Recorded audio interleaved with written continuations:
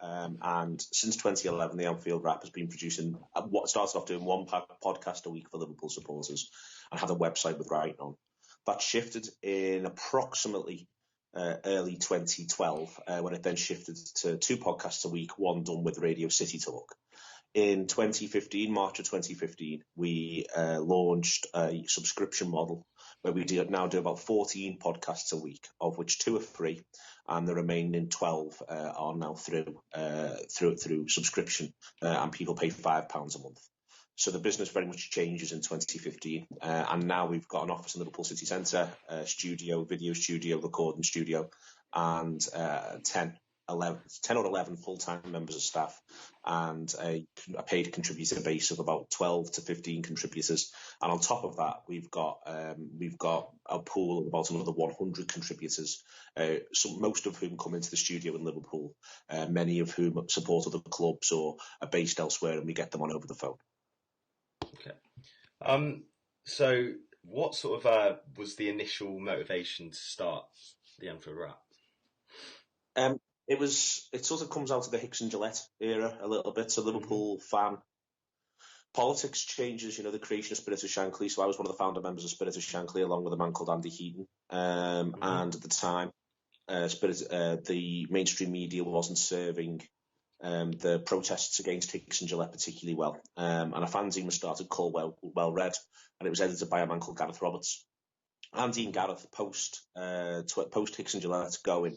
Andy and Gareth had the idea for the Anfield Wrap podcast and website, and Andy approached me to host it because I'd done lots of the talking around the Spirit of Shankly stuff. So I said yes, and it was very much to become the central sort of focal point of Liverpool fan media at that stage. Podcasts were beginning to take off, but there wasn't sort of a Liverpool podcast. So there was some little small ones, but nothing major. Sure. And what Andy wanted to do was create a podcast which would be recorded on Monday morning in Liverpool City Centre out of Parr Street Studios, where, for instance, Coldplay had recorded.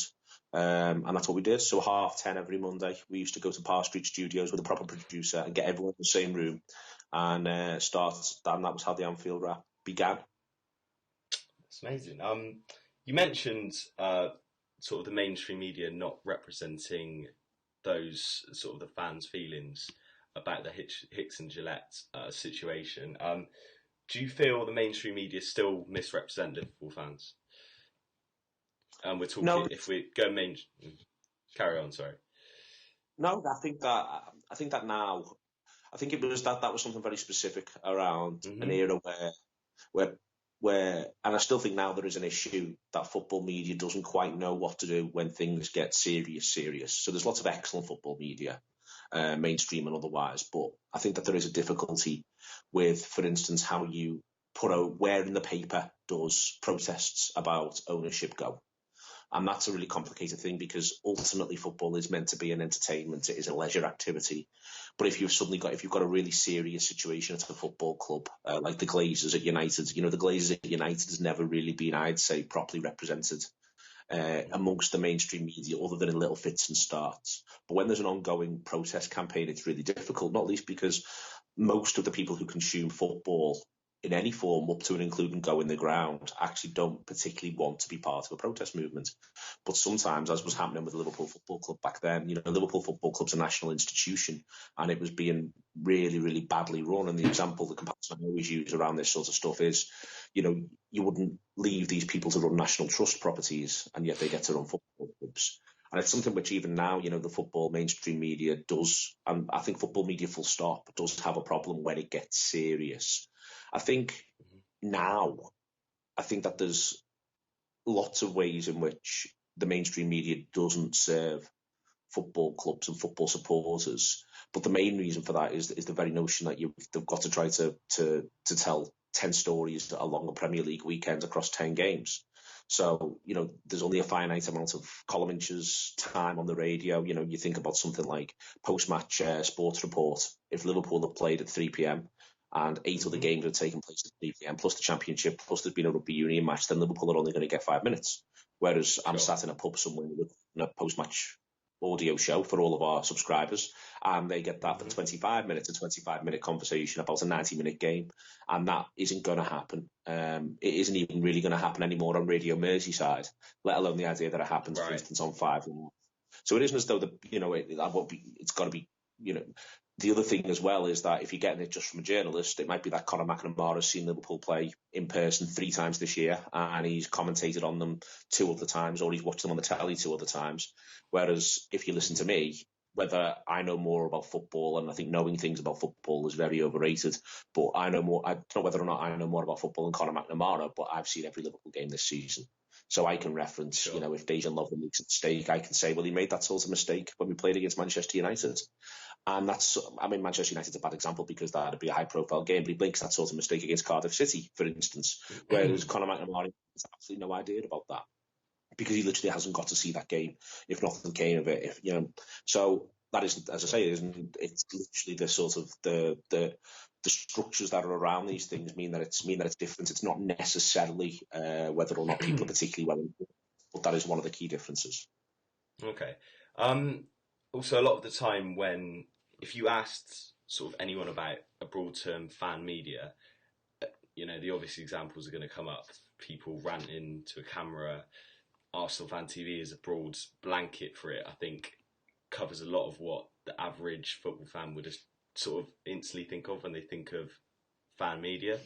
I guess what I wanted to get your perspective on, I know, for instance, the Redmen TV, they with their sort of, when they do go to the ground and film outside the ground, there's not so much emphasis on sort of a reactionary content to a game. I thought, how do you feel about the sort of the viral aspects of like a fan from a club ranting and that getting, so what, do you think that is beneficial to, for instance, Liverpool's brand, or do you think there should be more sort of in the style of like the post-match pint or sort of something else? Do you think that's a better way for fans to get involved in post-match analysis? I think a lot of that depends on the fan, but it also depends on when you mention the brand. Forget the idea of Liverpool's brand. I think instead about the idea of the brand of the individual companies, whether it's Redmen TV, Arsenal Fan TV, or the Anfield. So we have our way of going about things. Now, don't get me wrong. If we'd have been doing what we were doing when Hodgson was Liverpool manager, you'd get a lot of invective from the Anfield Wrap. So I think that's part of it. But I think what's also part of it, though, is, for instance, when was the last time you actually heard somebody who doesn't do what you do or what I do talk about Arsenal Fan TV? In that, well, Emery's manager now, and Arsenal are doing quite well and they're having quite a nice time. In fact, they're probably going to be the Premier League club who has the most fun this season. And that, therefore, if the way in which you've gone about your business and become well known, and the reason why you've gone viral is because you rant and rave about Arsene Wenger and Arsenal's poor performances, then what do you do when Arsene Wenger's no longer Arsenal manager and those poor performances aren't there? That said, the most important thing for Arsenal Fan TV is that they're authentic. The people given voice are authentic themselves. And I think that's the most important thing, and they were. So I wouldn't negatively judge that. We have our way of going about things. We don't, don't make a brand decision not to rant and rave, but it's more the idea that people just get to be themselves and express themselves. And the way in which everyone goes about it there is, we try to see the best in what's happening. We try to think the best of our footballers and our manager, in that, just from the simple point of view of them being human beings, to be quite honest with you. And that's the vibe that we tend to have. But, there was a lot of negative criticism of me. I was very negative after Liverpool beat Cardiff 4-1. Thought we were really poor. I thought we played the game at Cardiff's tempo. We allowed them to dictate the way in which the game was played, and it had been the same the week before against Huddersfield. And I said as much. And then there was a fair bit of sort of, when I say a fair bit, there was a fair bit of stuff on Twitter and on a couple of forums about it where people didn't like it particularly. But, that's fine. In that, again, I was just being honest and representing those honest views. And I think that's all you can just say, well, this is who we are. This is what we're about. You should know who we are and what we're about if you're a regular listener to what we do. I think that's the most important thing. I think that, I think that you're creating a bespoke reaction. It's not DIY. You're creating a bespoke set of media things for people. So it's not, it's in the same way that, for instance, you can have DIY you can get a DIY cupboard, or you can go to a bespoke maker of cupboards. And I'd like to think we're a bespoke maker of cupboards rather than IKEA flat pack, or Sure. a cupboard that's not a shit carpenter puts together. We know what we're doing to some extent, but the most important thing is that we allow people to be honest at the centre of it. Okay. I was speaking a couple of weeks ago to someone from Sky who essentially deals with the social media side of digital publishing. And he told me that actually there'd been, just taking Sky for example, a real shift in the last sort of 12 to 18 months to integrate fan media and like that as a broad term, but you kind of get one, to integrate fans' opinions, movements, all other stuff like that. Why do you think there has been that shift? I think there's 3 or 4 reasons behind that. I think the first thing is that I think we're now beyond the age of the phone-in. So I think that the phone-in is gone, because there's so many ways in which you can express what your opinion is about the game. And you can do it through social media and all that sort of stuff. So I think the first thing is that in times gone by, it was texting or phone-in, and that's sort of gone. I think that the next part of that is that in trying to integrate fan media, I think that the next part of that is there's people who are of differing abilities in terms of how they come across on camera and what they're used to and what their experiences are, but they've got some experience of it. And so that gives you the opportunity. And also they've got the equipment. We're having this conversation right now, and I've hold of my phone. So there's no reason why, for instance, if Liverpool, if Sky wanted to frame me right now, they could basically do exactly what you're doing, get me on through Skype and feel as though they could get a quality enough image. And that wasn't the case, even 3 or 4 years ago. That stuff was harder. WhatsApp video didn't exist in the way in which it does now. So that's the next thing as well, is that changes. And then on top of that, you've got the idea that actually Sky can see and BT can see and 5 Live can see that people are pretty well informed and know what they're doing. So we did an hour before the Champions League final. It went out on a Thursday for 5 Live, and they literally gave us the whole hour, and we went into and out of the news. Really? Yeah. And they came and they recorded it in our offices in Liverpool, and they recorded the whole thing there and then brought a kit, and they also filmed it so that they could take clips for social. But they gave us a full hour of radio on the BBC, and I think it's testament to the fact that they knew we could do a full hour of radio and keep it interesting and keep it ticking over. But also they wanted us to tell that story of Liverpool's journey towards the final, tell the story of how it was that people were feeling, and again they trusted that we could do that up to that level. So it's one thing completely, obviously, there's a scale here between having a minute and a half where you asked to do a video for BT post a match off your phone, and then it's another whole level when Radio 5 Live come to your office in Liverpool to produce their own 1 hour long thing, which you host and front and talk through and supply the guests for. But that's what we did. So I think that's why I think it is that sort of that belief that people can speak for themselves, they can represent their views, and that it will also be well presented, and it won't be, it won't look rubbish, and it can also be done now with very, very little budget. That's a good point. Are you familiar with Copper 90? Yeah. So I was reading, they kind of made it's kind of an academic journal online. It's called The Modern Football Fan is the title, but there's a line in it, and it wasn't directly from Copper 90 per se, but it was from a fan that they interviewed, and they said the modern football fan inhabits a landscape in which traditional TV sports broadcasting is in decline and our platforms are in the ascendance. I just wanted to sort of get your take on that. Do you agree with it? Well, if you pull traditional right the way back to, for instance, ITV and BBC, then I think it's the case, because they're completely reliant on the football content itself, and so they don't have the rights. It's for me one of the great shames of Liverpool's Champions League run last season was that it wasn't on ITV. You think about the football Liverpool played, you never got to see it in that sort of casual view, etc. And that was a bit of a shame. So BBC and ITV are, I would say, sort of, if they're the traditional forms. I think Sky, BT, now Amazon, I think it's a little different there because their model is the idea of getting subscriptions, getting subscribers. For BT, it's getting you to be part of the BT package. Sky have done it the other way around. And I don't think I don't think we can say for certain whether or not, what the long-term future of that is and how well they're getting on.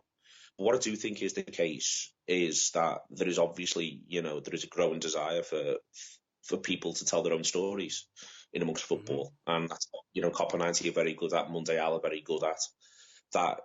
And also that it doesn't have to be, it's not a specialist form. That Right. everybody who loves football has got a football story to tell, and that you haven't got to jump through certain hoops to, we have Jonathan Northcroft on all the time, and I think Jonathan's great, but we don't have to, have done Jonathan's career in order to be able to be given a platform to talk about football. We have Rory Smith on all the time. I think Rory's great. Rory's had to do a lot of work at a lot of different newspapers to be able to get to where he is, and not always on football or even on sport. And he, he's now there, but we don't have to have, people don't have to do that. I can go put Stu Wright, who's just a teacher. I would say just a teacher, he's a head teacher, he's a very good one. But I can put Stu content, and he can do the business at it. And he can come and he can be part of a good video or a good bit of audio that we feel as though stands up to anything else. And I think that this is where it gets really interesting, because and when you're talking to people, one of the things I'd most like to know is what they compare themselves to. Because when we do, going right the way back to when we first started to do the radio, they put us on live 5 till 6 in the end for a while. And our aim wasn't to do a really good piece of fan media. It was to be the best thing on the radio in the country between 5 and 6, to be better than PM with Eddie Marr. That was genuinely the standard that we decided we'd set ourselves, and that was the target, and it would fly, and some weeks it wouldn't. And now, when we go out, we've got a package coming up next week. Our previews, Gareth's gone to Watford, and I want our Watford package to be better than or as good as something that will be on mainstream television. I want the whole show to be, the whole preview show itself, to be something that's up there with anything you could get on Football Focus. That's the aim. Sure. And I think that that's where things have changed, because I think in years gone by, it would have just been, can you be the best fanzine in amongst the other fanzines that are knocking around? Whereas now, genuinely for us, and I suspect Copper 90 will feel the same, the aim isn't to be, to do a good fanzine. The aim is to do the best bit of content around whatever that bit of football it is that you're doing it on. So what we do we do the Friday show as our subscriber show, and I tend to get 3 different callers who support different clubs looking ahead to the Premier League weekend. Sometimes we won't even discuss Liverpool, but it'll be 3 Liverpool supporters in the room. So if the Manchester derby's happening, we'll talk about that, but from a Liverpool perspective. But we may even get someone in the studio who supports either of the Mancunian sides. We've got a Chelsea supporter, a Tottenham supporter, Arsenal supporters. I've got contact into every club. And our Friday show, I will go to my grave saying it is the best Premier League preview show audio that is available, that literally exists. It's better than anything anybody else is doing. I'm quite convinced of it. It's a lot of work, really proud of it when it comes off, and there's some weeks where it is just the absolute business. And I don't say that, and that isn't like, it's better than what Ian McIntosh is doing with Totally Football, or better than what The Guardian is doing. No, my attitude is that it's better than anything the BBC are doing, anything 5 Live's doing, anything that Sky's doing. It is the best Premier League football preview show that you can get anywhere in the world. And that's what the aim is. And I think that's what Copper 90 is saying there. And I think they're absolutely spot on, that we cannot just do this stuff and do it for a Liverpool supporting community, but we can do it better than anybody else can do it. Wow. Compelling words. I know it's fascinating to you talk about it. I guess the only other thing I kind of wanted to round it off with, going with the mainstream fan content theme, would you say that, do you think, for example, Sky are scared of fan media? Or would you say they're trying to embrace them? For example, from a personal perspective, I think that BT's coverage of football is a lot more in tune with the sort of social media sort of world of the Premier League now.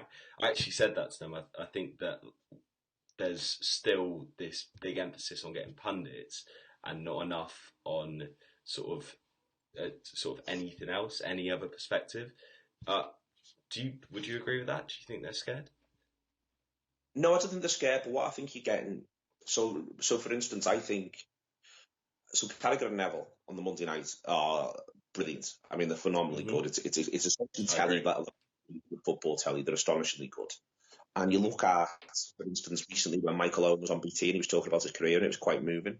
And what I think they're doing, and what I think they're learning little bits from stuff that we do, in that they're backing their football people to talk and to be themselves, and they're giving them the room to do it. And they're not the best thing. I saw the Carragher and Neville thing where they were talking early in the season. It was the second game of the season about Unai Emery at Arsenal, and they had a really heated debate, and they had some footage in there, but it wasn't reliant on the footage. It was about the personalities, and it was those two personalities, those two people, and that's what I think that they're doing. And I'm not saying that they've necessarily just got that from us, but I think, I wouldn't say that, but I think almost a part of it is creating the room for people to speak about football in a way which is compelling, is something which I think that, you see Sky and BT do. And if you've got, and we do have, intelligent footballers or ex-footballers, and they're able to express themselves in that sort of way, plus they're magnanimous enough not to presume that they're always right. The best thing about the Carragher and Neville thing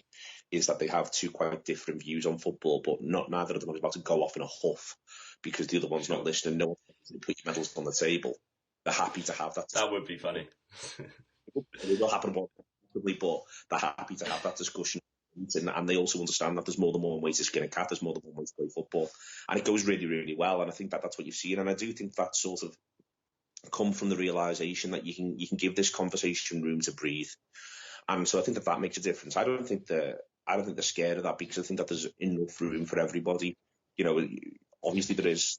That Monday night game I mentioned there, Crystal Palace Liverpool, it was, and we won 2-0, and Sky do their thing and they do the post-match thing, and we run off we were watching it in the pub, and we ran back to our studio to go and do our post-match thing that goes to our customers.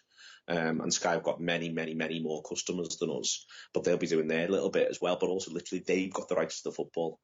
And I think that, if you're asking for if there'll be a profound change, an example of a profound change, for instance, where it may feel like it's different and it may feel like that people's patches are encroaching, would be if, completely hypothetically, and it is not going to happen, if we got, at the very least, the radio rights to do live commentary on Liverpool games. And it isn't going to happen because it's prohibitively expensive. And also there's then a question as to whether or not we'd want to do that, because our job at the Anfield Wrap is to tell the story of supporting Liverpool from the heart of the city. It's not to tell the story of Liverpool, it's to tell the story of supporting Liverpool. And it's to tell the story of supporting Liverpool and how the city sort of interweaves into that. The job of Sky is to tell the story of Premier League football across the course of a season. And they're two quite different jobs. Copper 90's job is different to ours because they're not specific to Liverpool. Redmen's job, I'd argue, is different to ours. And I think that while everyone, if everyone can by all means sort of borrow from each other, or, allow, we're sufficiently magnanimous to, for instance, sometimes say, well, you'll have heard Jamie Carragher on Sky say this on our shows. It's not like we're acting like they don't exist. They do very much exist, and they define and create that sort of narrative. But then I'd like to think that maybe every now and then, and I might just be flattering myself, it might be that one's having a look at what we're doing. That was an interesting point about Liverpool. We might rip that one off. Because it's all sitting there. And so I think that there's plenty of room for people to coexist, to work together even. I think that if someone from Sky was pulling together a package about Liverpool before a big game and they wanted to ask me for 2 or 3 moments of the season that, for instance, show the pace of Joe Gomez, I'd say, Red Star Belgrade, he sprinted away from the attacker at about the 65th minute. You might want to get a clip of that to illustrate your point. I wouldn't say, oh no, how could I ever sort of speak to Sky about something like this? No, but I think, there's loads and loads of room for everyone to do their own thing and to be part of the story that we tell. Sure. It's been great speaking to you, Neil, and really interested to get your sort of your take on everything. Is there anything else you sort of wanted to add, or I think that the most important thing that fan media has got to do now is it's got to be bespoke. It's got to not look bedroom. And I think that that's the next thing to do. And it doesn't need to anymore. I'm going to keep saying it. The cost of good equipment has gone down. The ability for just put your flow, so much stuff has changed. And I think that that's the I think for fan media to go wider again into more and more of the general public, a general public who aren't very well served. For instance, imagine being a rugby league fan right now in this country. There's very, very little rugby league coverage in any coherent way, other than when it's on television. It doesn't get back page coverage. It doesn't get, there's very little television coverage. There's very little radio coverage. It's right down the agenda. And so, there's loads and loads of areas where people aren't being very well served for something that they're profoundly interested in. But that doesn't mean that they should have to put up with any old shite you put together. I think what matters is try to find the best way to tell the stories that they're doing to the highest possible standard, because we can be as good as, if not better, because we know the subject matter better. We can be as good as, if not better, than any mainstream media organisation at telling any form of story. We've just got to be creative, we've got to be ingenious, got to understand that we've got sometimes to cut corners, but we can do this. The people can now do this. It just needs to show respect to the people that you're doing it for.